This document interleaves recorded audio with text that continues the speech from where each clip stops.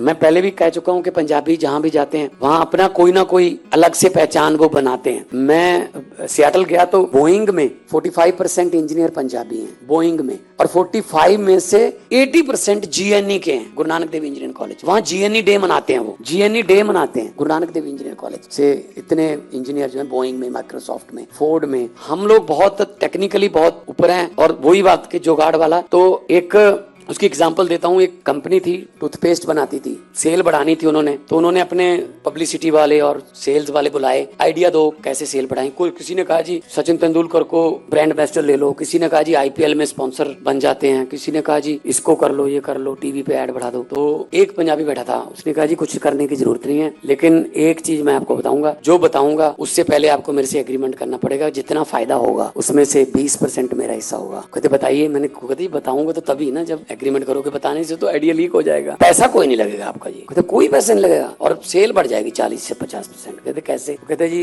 Agreement हो गया, चलो 20% तुझे दे देंगे, अगर फायदे में से 20% देना है तो फिर तो कोई प्रॉब्लम नहीं है। तो उसने कहा जी जो हमारा भी जो ट्यूब बनती है हमारी टूथपेस्ट वाली, इसका मुंह बहुत बहुत तंग है और थोड़ा सा जोर लगा के ऐसे ब्रश पे डालना पड़ता है, लोगों को आदत पड़ी हुई है सर, थोड़ा सा मुंह खुला कर दीजिए, वो उतनी फोर्स से खोलेंगे, इतना आएगा सर। अब आपने कभी ज्यादा आ जाए पेस्ट, आपने कभी वापस डाला ट्यूब में? तो चलो इतने से कर लेते हैं, 70-80% सेल बढ़ गई, 20% उसको मिल गया। ये जुगाड़ है जी सर।